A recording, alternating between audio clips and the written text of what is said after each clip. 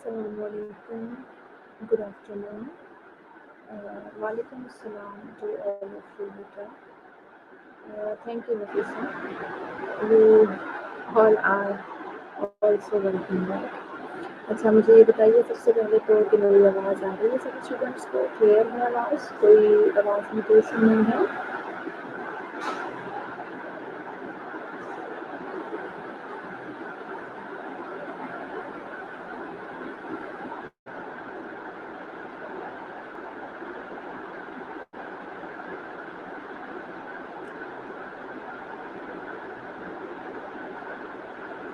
Okay ठीक है चलें फिर अपने फेलोज़ को भी मैसेज करें कि जल्दी से ज्वाइन करें आई हैव जस्ट 7 स्टूडेंट्स जल्दी जल्दी से सब ज्वाइन करें ताकि हम स्टार्ट कर लें अपना लेक्चर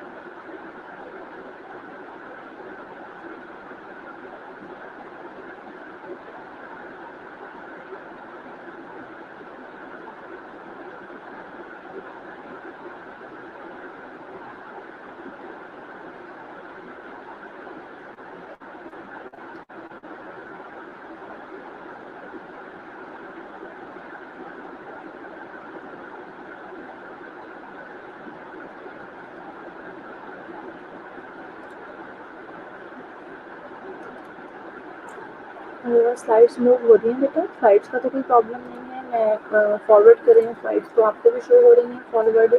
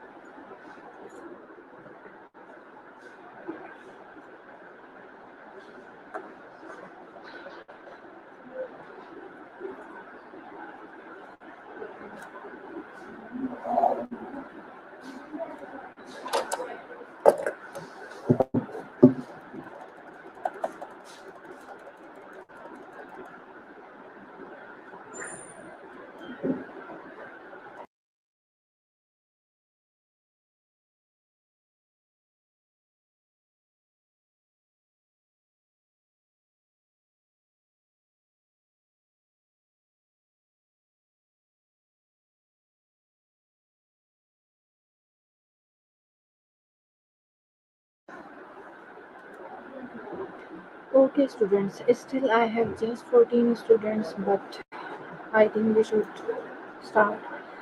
कॉम्प्लिकेशंस मैंने आपको स्टार्ट करवाई थी फ्रैक्चर्स की। अर्ली कॉम्प्लिकेशंस हमने स्टार्ट की थी। अर्ली कॉम्प्लिकेशन में जो पहली कॉम्प्लिकेशन थी दैट वाज शॉक हमने पढ़ लिया। अब है फैट एम्बोलिज्म सिंड्रोम। ये थोड़ा सा लेंथी है, थोड़ा सा मुश्किल है, लेकिन इम्पॉर्टेंट है। आई होप सो कि अंडरस्टैंड होगा, आपको समझ आएगा। ना समझ आए मुझसे पूछ लीजिएगा बार बार। फैट एम्बोलिज्म सिंड्रोम नाम से समझ आ रहा होगा आपको। एम्बोलिस किसको बोलते हैं, यानी एयर एम्बोलिज्म भी बन जाता है। इन किसी भी वजह से अगर ब्लड की सर्कुलेशन में गैप आ जाता है, that is called basically embolism ना। वो एयर एम्बोलिज्म्स भी हो सकते हैं, फैट एम्बोलिज्म भी हो सकते हैं। सो फैट एम्बोलिज्म सिंड्रोम से समझ आ रहा है कि ये कोई अकेली चीज़ नहीं है, इसमें मल्टीपल बॉडी ऑर्गन्स इन्वॉल्व होंगे। After fracture of long bones or pelvic bone or crush injuries, fat emboli may develop. Fat embolism syndrome occurs most frequently in adults younger than 40 years of age and in men. It is also more common in patients with multiple fractures. पहले तो हमने थोड़ा सा 2-3 बातें common से पढ़ ली कि अगर लॉन्ग बोन्स का या पेल्विक बोन का फ्रैक्चर होता है या फिर क्रश इंजरीज होती हैं तो उसमें फैट एम्बोलिज्म बन जाता है। फैट एम्बोलिज्म सिंड्रोम जो है यूजुअली 40 इयर्स से कम एज के लोगों में होता है, ज़्यादातर मेन में होता है। और ये जिन लोगों को multiple fracture at a time हो जाते हैं, किसी जैसे रोड ट्रैफिक एक्सीडेंट हो गया या फॉल हो गया, तो मल्टीपल फ्रैक्चर जिन लोगों को होते हैं उनमें ये कॉमन होता है। At the time of fracture, fat globules may diffuse from the marrow into the vascular compartment. The fat globules, जिन्हें हम emboli कह रहे हैं, may occlude the small blood vessels that supply the lungs, brain, kidney and other organs. The onset of symptoms is rapid, typically within 12 to 48 hours of injury, but may occur up to 10 days after injury. होता क्या है कि जैसे ही fracture हुआ, जाहिर है bone marrow क्या है, वो फैट ही है ना। तो फैट का जो पोर्शन होता है, जो ग्लोब्यूल्स होते हैं, वो मैरो में से निकल के आसपास की जो ब्लड वेसल्स होती हैं उनके अंदर जा सकते हैं।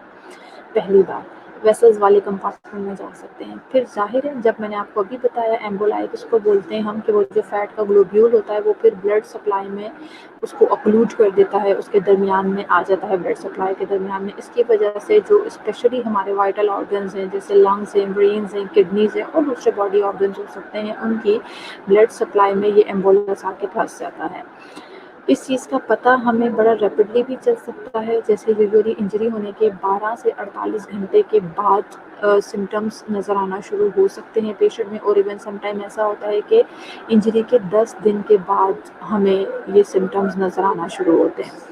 ठीक है जी। पता कैसे लगता है कि फैट एम्बोलिज्म हो गया, वो कौन से सिम्टम है जिनको हम कह रहे हैं कि रैपिडली भी नज़र आ सकते हैं, 10 डेज़ के बाद भी नज़र आ सकते हैं। वो बेटा प्रेजेंटिंग फीचर्स जो हैं, they are hypoxia, tachypnoea, tachycardia and pyrexia. Hypoxia क्या है? ऑक्सीजन, जाहिर है ब्लड ही नहीं जा रहा है तो ऑक्सीजन कैसे जाएगी। वो जो ऑक्सीजन की डेफिशिएंसी होती है, ऑक्सीजन की हंगर होती है, that is called hypoxia. Tachypnoea आपको पता है कि एक हमारी नॉर्मल एक रेंज है ब्रीदिंग की ना, उससे ज़्यादा हो जाएगी, दैट इज़ टेकिपनिया। इसी तरह से टेकिकार्डिया, हार्ट बीट अगर ज़्यादा हो जाएगी। और इसी तरह से पायरेक्सिया यानी फीवर।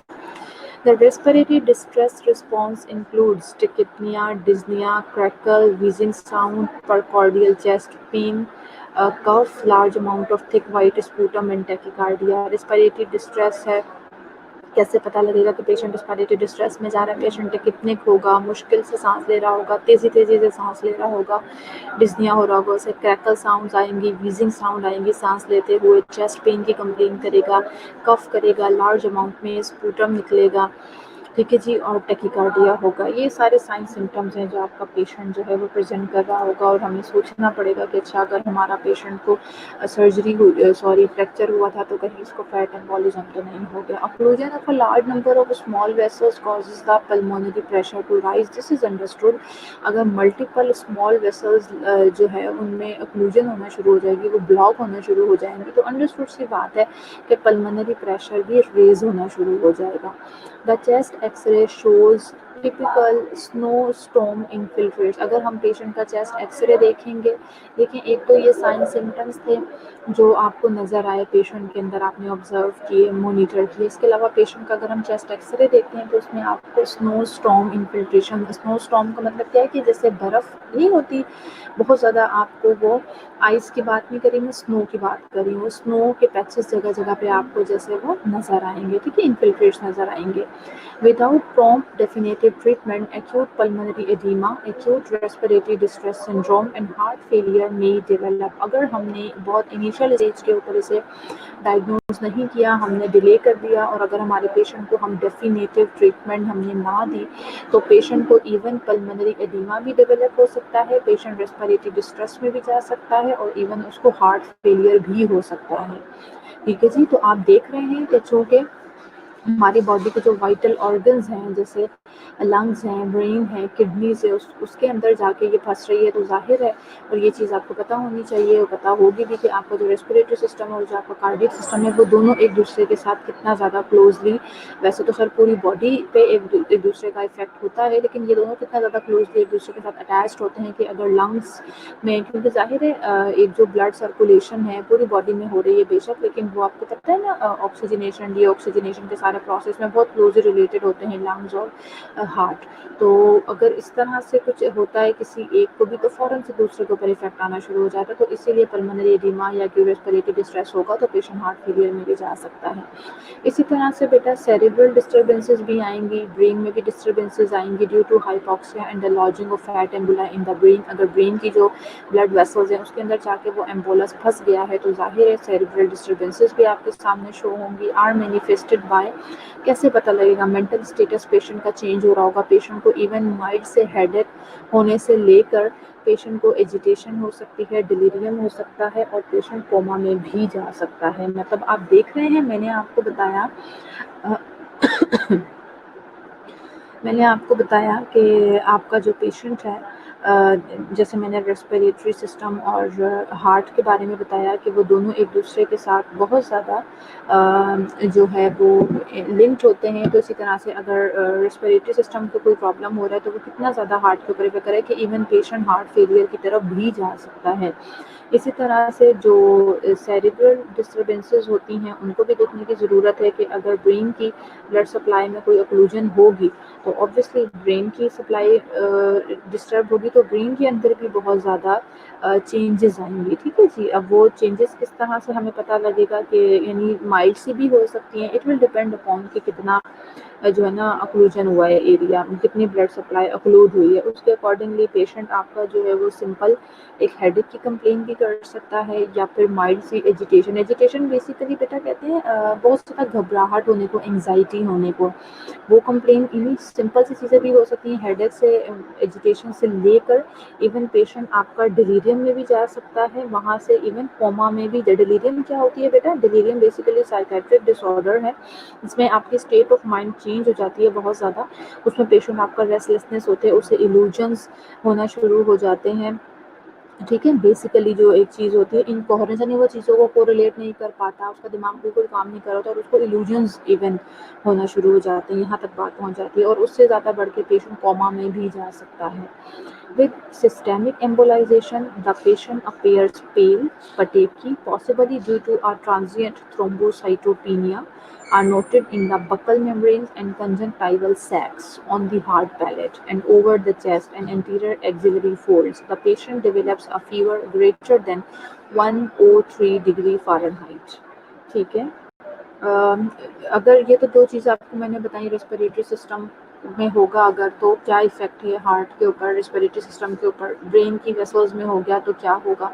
जाहिर है पूरी बॉडी में वही ब्लड घूम रहा है ना, कहीं और से तो नहीं आ रहा, तो वही एम्बोलस मूव करता हुआ बॉडी में भी जा सकता है किसी और तरफ, उसे हम सिस्टमिक एम्बोलाइजेशन कहेंगे। तो अगर ओवरऑल कहीं बॉडी में सिस्टमिक एम्बोलाइजेशन हो जाती है तो पेशेंट की स्किन आपको पेल नजर आएगी, क्योंकि जाहिर है वहाँ पे ब्लड सप्लाई नहीं पहुँच रही, ऑक्सीजन नहीं पहुँच रही, पेल ही होगी ना। पटेकी पटेकी बोलते हैं बेसिकली, जैसे ब्लूइश ब्लूइश से धब्बे होते हैं ना, उन्हें बोलते हैं ब्लूइश ब्लूइश से जो धब्बे हैं वो स्किन पे जगह जगह ना नजर आना शुरू हो जाते हैं, दे आर कॉल्ड पटेकी।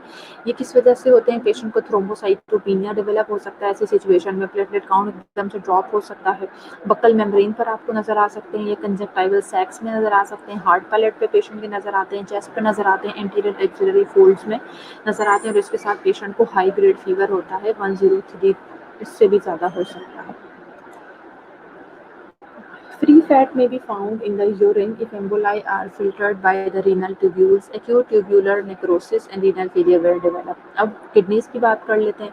वो जो फैट्स हैं ज़ाहिर है किडनीज में जाएंगी, वहाँ से फिल्ट्रेशन सिस्टम है आपको पता है, अगर उन रीनल ट्यूब्यूल्स ने उनको फिल्टर कर दिया तो वो यूरिन में आपको फ्री फैट नज़र आ सकता है। इसके अलावा अगर जो ट्यूब ज़ाहिर है अगर उस तरह से वो फिल्ट्रेट सही से ना कर पाया तो उसकी जो ट्यूब्यूल्स हैं उसकी भी तो एक ब्लड सप्लाई है ना बेटा, उसकी ब्लड वेसल्स में कहीं फंस गया तो उसकी वजह से भी फिर यही होता है कि ट्यूब्यूल्स का नेक्रोसिस होना शुरू हो जाएगा। ट्यूब्यूल्स का नेक्रोसिस हो गया तो सारी कहानी आपको पता है उस ट्यूब्यूलर फिल्ट्रेशन के ऊपर डिपेंड कर रही होती है, तो पेशेंट को रीनल फेलियर डेवलप हो सकता है। Immediate immobilization of fracture, including early surgical fixation, minimal fracture manipulation, and adequate support for fractured bone during turning and positioning, and maintenance of fluid and electrolyte balance are measures that may reduce the incidence of fat emboli. देख रहे हैं आप, मैंने ये चीज़ आपको starting से कितना ज़्यादा बताई कि फ्रैक्चर को इमोबाइल करना कितना ज़्यादा ज़रूरी है। देखिए जाहिर है अगर उसका हो सकता है अगर डैमेज हुआ भी लेकिन हमने उसे इमोबाइल कर दिया तो उसका जो वो बोन मैरो है या उसका जो फैट है वो उसी जगह मौजूद रह सकता है, लेकिन अगर हमने उसे अननेसेसरी मूव किया तो वो निकल के बाहर आ सकता है। सो इसीलिए इमीडिएटली फ्रैक्चर को इमोबाइल करना, जितना जल्दी हो सके सर्जिकली बोन्स को फिक्स कर देना, फ्रैक्चर की कम से कम मैनिपुलेशन करना, फ्रैक्चर्ड जो बोन्स हैं उनको सपोर्ट प्रोवाइड करना पेशेंट को जब हम पोजीशनिंग चेंज कर रहे हैं स्पेशली उस वक्त, और फ्लूइड और इलेक्ट्रोलाइट्स का बैलेंस मेंटेन करना, ये वो सारी चीज़ें हैं जो हमारे पास फैट एम्बोलिज्म के इंसिडेंट्स को कम कर सकती हैं, रिड्यूस कर सकती हैं। The objectives of management are to support the respiratory system, to prevent respiratory failure, and to correct homeostatic disturbances. Acute pulmonary edema and ARDS are the most common causes of death. अब अगर patient को ये सब कुछ हो गया है तो ऑब्वियसली हमारा कुछ ऑब्जेक्टिव भी है ना मैनेजमेंट का, यही है कि जैसे ही हमने साइन सिम्टम इस तरह की चीज़ें अपने पेशेंट में ऑब्जर्व की तो हमारा सबसे पहला मोटो क्या होना चाहिए कि हम अपने पेशेंट के रेस्पिरेटरी सिस्टम को सपोर्ट करें, उसको रेस्पिरेटरी फेलियर की तरफ ना जाने दें, ठीक है जी, उससे प्रिवेंट करें। और जो बॉडी में होम्योस्टेटिक इम्बैलेंसेस हो रहे हैं, फ्लूइड इलेक्ट्रोलाइट बैलेंस इम्बैलेंस हो रहा है, इन सारी चीज़ों को हम करेक्ट करें और कोशिश करें कि ना तो पल्मोनरी एडिमा डेवलप हो और ना ही पेशेंट जो है ना ARDS की तरफ जाए, इसलिए क्योंकि बेसिकली पल्मोनरी एडिमा डेवलप होना, रेस्पिरेटरी डिस्ट्रेस सिंड्रोम होना विच में leads towards heart attack, these are the basically causes of death in fat embolism. Respiratory support is provided with high flow oxygen. Controlled volume ventilation with positive end expiratory pressure may be used to prevent or treat pulmonary edema. जाहिर है respiratory support भी यही है कि patient को hypoxia हो रहा है ना, हाई फ्लो ऑक्सीजन देंगे हम और वेंटिलेटर पे पेशेंट को शिफ्ट करना पड़ सकता है, किस मोड के साथ, पीप मोड के साथ, ताकि हम पेशेंट के पल्मोनरी एडिमा को डेवलप होने से बचा सकें। कोर्टिकोस्टेरॉइड मेडिसिन की तरफ अब थोड़ा सा आ जाते हैं। कोर्टिकोस्टेरॉइड जो है वो आईवी एडमिनिस्टर की जा सकती हैं ताकि जो लंग्स का एक रिएक्शन आता है ना, बॉडी में इन्फ्लामेशन हुआ है उसके रिस्पॉन्स में फ़ौरन से लंग्स जो है वो रिएक्शन देते हैं और ब्रेन में भी एडिमा डेवलप हो सकता है। तो इन सारी चीज़ों को हम कोर्टिकोस्टेरॉइड दे के प्रिवेंट कर सकते हैं। Vasopressor medication to support cardiovascular functions are administered IV to prevent and treat hypotension, shock and interstitial pulmonary edema. Vasopressor medicines दी जाती हैं इसलिए क्योंकि ज़ाहिर है कार्डियोवास्कुलर एक्टिविटी जो है और उसको हार्ट को भी तो खुद ऑक्सीजन की ज़रूरत है ना, तो ब्लड सप्लाई भी उसकी होती है हार्ट की, तो जब उसको सही से ऑक्सीजन नहीं मिलता उन मसल्स को तो वो अरेस्ट की तरफ जा रहा होता है। तो वहाँ हमें वैसोप्रेसर मेडिसिन देनी होती हैं ताकि वो कार्डियक एक्टिविटी को बढ़ाएं। ठीक है, और इसके अलावा इंटरस्टिशियल जो पल्मोनरी एडिमा डेवलप होगा, शॉक, हाइपोटेंशन, इन सारी चीज़ों से भी बचाएगा। आईवी वही है कि फ्लूइड्स वगैरह, बाकी accurate fluid intake and output record facilitate adequate fluid replacement therapy. ना सिर्फ ये कि आपने उनको फ्लूइड एडमिनिस्टर करना है बल्कि आपने उसका इनटेक आउटपुट भी अच्छे से बड़े केयरफुली मॉनिटर करना है, मेजर करना है, क्योंकि आपने पल्मोनरी एडिमा नहीं डेवलप होने देना। आपने बॉडी में फ्लूइड ओवरलोड नहीं करना क्योंकि वो हार्ट के लिए नुकसानदेह होगा। तो ये नहीं है कि सिर्फ और सिर्फ फ्लूइड लगाते जाना है कि पेशेंट शॉक में चला गया है या हाइपोटेंशन में, नहीं, उसको प्रॉपरली इनटेक और आउटपुट उसका आपने मॉनिटर करना है। ओके, अच्छा ये पिक्चर भी देख लें। एम्बोलिज्म मैंने आपको जैसे बताया, देखें ब्लड के साथ किस तरह से वो ब्लड वेसल्स में जो है मूव कर रहा होता है। ठीक है जी। अच्छा जो क्या नाम है, फैट एम्बोलिज्म था, this was second complication early complications में से। ये लेंथी था although, but I tried my best कि मैं आपको एक पॉइंट क्लियर करूँ। सो अब आपको क्लियर है या कोई क्वेरी है किसी की तो मुझसे पूछ लीजिए, फिर हम आगे कंटिन्यू करेंगे। ठीक है, अगर आपको समझ आ गया तो बहुत अच्छी बात है, अगर कोई क्वेरी है तो मुझसे पूछें, वरना हम आगे मूव करते हैं।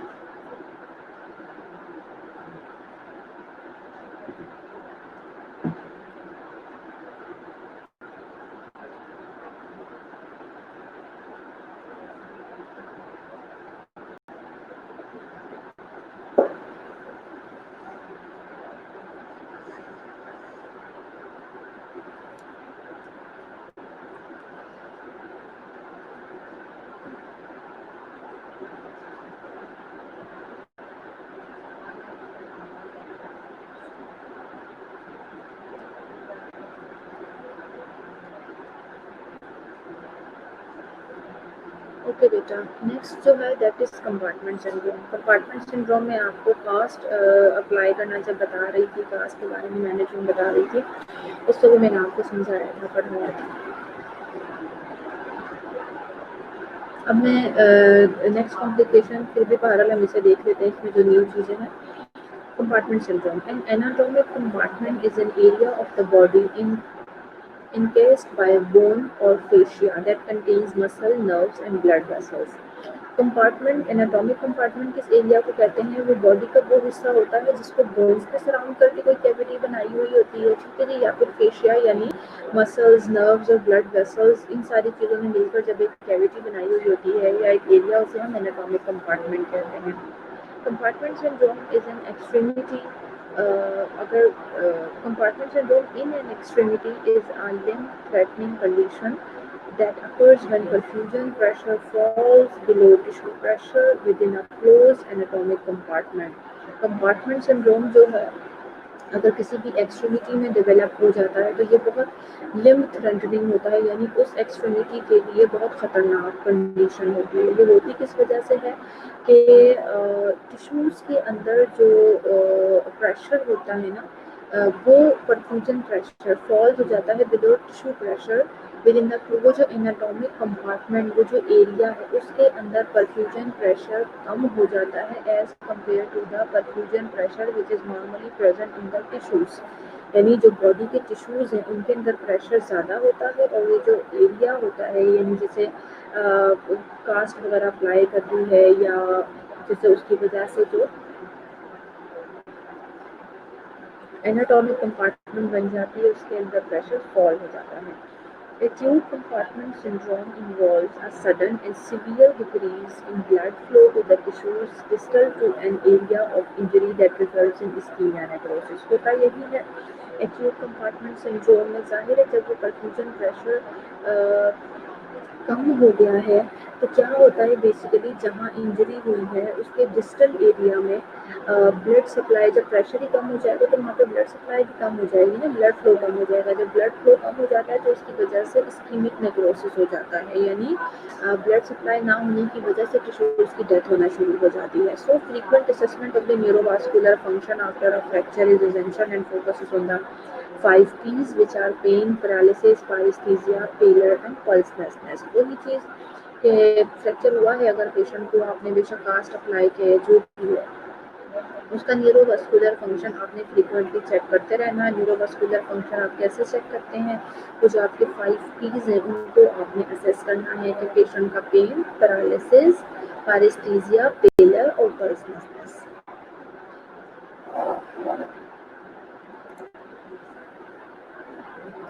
मोटर वीकनेस में occur as a large sign of nerve ischaemia. देखिए अगर नर्व का इस्कीमिया हो गया, नर्व की जो है ब्लड सप्लाई स्टॉप हो गई और उसे ऑक्सीजन और न्यूट्रिशन ना मिली तो पेशेंट को मोटर वीकनेस हो सकती है, ठीक है। और इसके अलावा no movement indicate nerve damage. अगर जब तक तो इस्कीमिया होगा, ब्लड सप्लाई कम मिल रही है तो पेशेंट को मोटर वीकनेस होगी, यानी मोटर मतलब उसकी एक्टिविटी उस एरिया की वीकन हो जाएगी। और अगर इतनी टाइम तक के लिए इस्कीमिया रहा कि ब्लड सप्लाई ना मिली तो ऐसी सिचुएशन में फिर वो जो नर्व्स होती हैं वो डैमेज हो जाती हैं। नर्व का नेक्रोसिस हो गया तो फिर कंप्लीटली मूवमेंट जो है वो स्टॉप हो जाती है, जिसे हम पैरालिसिस कहते हैं।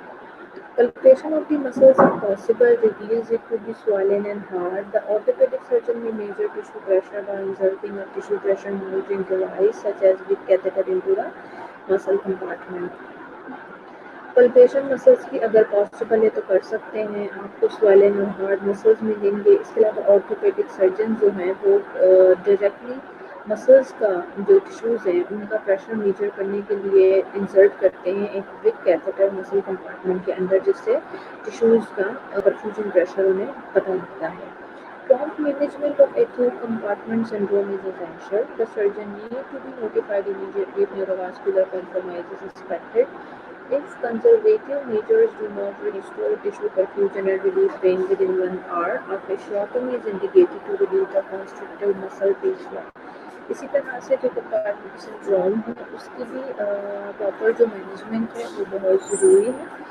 सर्जन को जितना जल्दी हो सके आप नोटिफाई करें, इस तरह की कोई प्रॉब्लम है तो आप अपने सर्जन को नोटिफाई करें इमीडिएटली। अगर आप देख रहे हैं आपके पेशेंट में न्यूरोवास्कुलर स्टेटस कॉम्प्रोमाइज हो रहा है।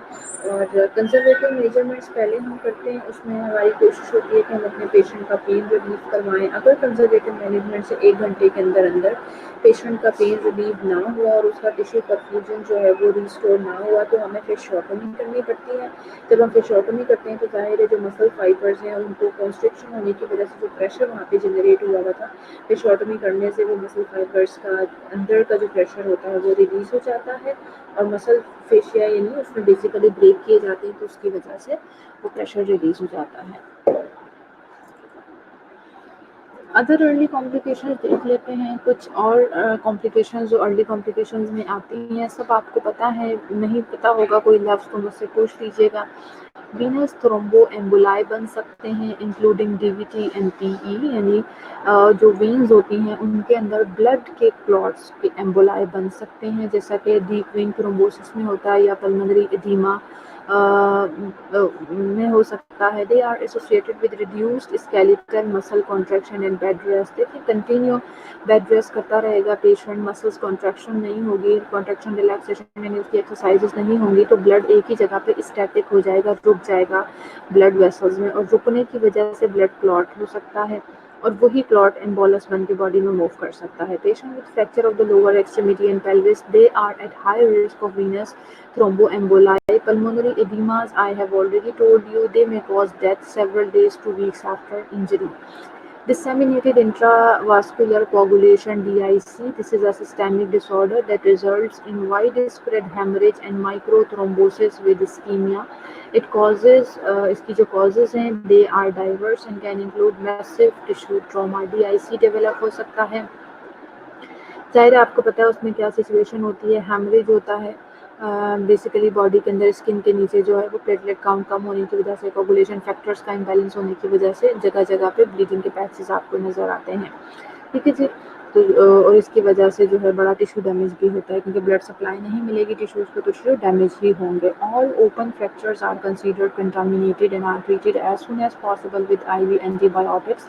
सर्जिकल इंटरनल फ्लैक्सेशंस और fractures are also carries a risk of infection. जितने भी कोई पेशेंट आपके पास आता है ओपन फ्रैक्चर के साथ, तो एक बात हमेशा याद रखिए, whether that is contaminated or not, but all the open fractures they are considered as contaminated wounds और उनको उसी तरह से फौरी तौर पे जितना जल्दी हो सके IV एंटीबायोटिक्स लगाते हैं, ट्रीट करते हैं। और सर्जिकल फिक्सेशन, जिस टाइम हम इंटरनल फिक्सेशन कर रहे होते हैं फ्रैक्चर्स की, तो उस टाइम भी चांसेस होते हैं इन्फेक्शन का रिस्क होता है, तो इसलिए इन चीज़ों का ख्याल रखना पड़ता है कि IV एंटीबायोटिक्स दें, स्टेराइल ड्रेसिंग अप्लाई करें, वेदर दे आर कंटामिनेटेड और नॉट। उसके बाद आ जाता है डिलेड कॉम्प्लिकेशंस। डिलेड कॉम्प्लिकेशंस में डिलेड यूनियन हो सकता है, मेल यूनियन हो सकता है या फिर नॉन यूनियन हो सकता है। Delayed union occur when healing does not occur within the expected time frame for the location and type of fracture. Delayed union may be associated with distraction, pulling apart of bone fragments, systemic or local infection, poor nutrition or comorbidity such as diabetes mellitus or autoimmune diseases. The healing time is prolonged but the fracture eventually heals.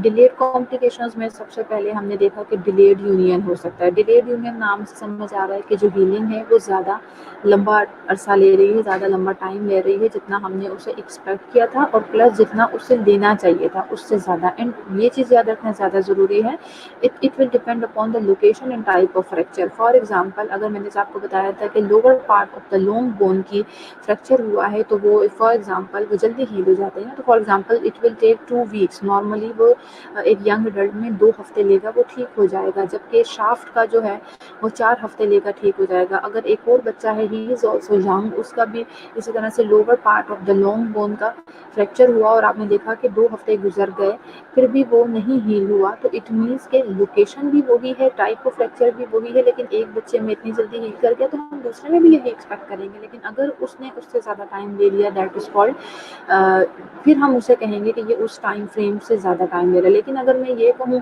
कि एक बच्चे को lower part of the long bone का fracture था वो 2 weeks में heal हो गया, तो एक बच्चे को शाफ्ट ऑफ द बोन का फ्रैक्चर था वो भी मैं एक्सपेक्ट करूँ कि 2 वीक्स में हील हो जाना चाहिए, वो 2 वीक्स में हील नहीं हुआ तो मैं उसको डिलेड यूनियन का नाम दे रही हूँ, तो I am wrong. So delayed union occur when healing does not occur within the expected time frame, but for the location and type of the fracture is important. So reasons क्या हैं, पहले भी discuss कर चुके हैं, यहाँ पे दोबारा मैंने लिखे हैं कि रीज़न यही हो सकते हैं कि शायद डिस्ट्रैक्शन हो गई है, बोन के पार्ट्स को पुल अपार्ट कर दिया है, कोई इन्फेक्शन है, सिस्टेमिक या लोकल इन्फेक्शन हो गया है, वहाँ पर ओस्टियोमाइलाइटिस हो गया है, न्यूट्रिशन बच्चा अच्छी नहीं दे रहा, या पेशेंट हमारा साथ में कोई कोमोबिडिटी है। एज यू ऑल नो कि डायबिटिक पेशेंट्स के वुंड इतनी जल्दी हील नहीं होते, या ऑटोइम्यून डिसऑर्डर वाले लोगों के भी, और हीलिंग टाइम जो है वो डिलेड हो सकता है बट फ्रैक्चर इवेंचुअली फिर हील हो जाता है। इसके अलावा बेटा जी नॉन यूनियन है, it result from failure of the ends of a fracture bone to unite, where is malunion results from failure of the ends of a fracture bone to unite in normal alignment. The patient complains of persistent discomfort and abnormal movement at the fracture site. जो non union होता है ये किस वजह से होता है? Non union जो है it result from failure of the, जो फ्रैक्चर्ड बोन के दोनों एंड्स होते हैं वो जुड़ ही नहीं पाते। This is the non union. और मेल यूनियन ये होता है कि वो दोनों जुड़ जाते हैं लेकिन अपनी नॉर्मल एनाटॉमिक अलाइनमेंट पोजीशन पर नहीं जुड़ते, जिसकी वजह से पेशेंट कंटिन्यूसली डिस्कम्फर्ट की कंप्लेन करेगा और उसकी जो मूवमेंट है जाहिर है फ्रैक्चर साइट पर एबनॉर्मल होगी। Factor which are contributing to non union and malunion they include, वही चीज़ है, फ्रैक्चर हो सकता है फ्रैक्चर साइट इन्फेक्शन हो सकता है फ्रैक्चर साइट पे, interposition of tissue between the bone ends, वो पहले आपको बताया था कि जो बोन के एंड्स हैं उनके दरमियान कोई टिश्यू डेवलप हो गए हैं, इमोबिलाइजेशन हमने अच्छे से नहीं की थी या हमने मैनिपुलेशन अच्छे से नहीं की थी, ठीक है, ज़्यादा स्पेस रख दिया था हमने बोन फ्रेगमेंट्स के दरमियान, लिमिटेड बोन का कॉन्टैक्ट आपस में वो कम था, लिमिटेड था, and impaired blood supply which is very important, ठीक है। तो ये सारी चीज़ें फिर आपकी उसमें रिजल्ट कर सकती हैं कि मेल यूनियन हो सकता है, ठीक है।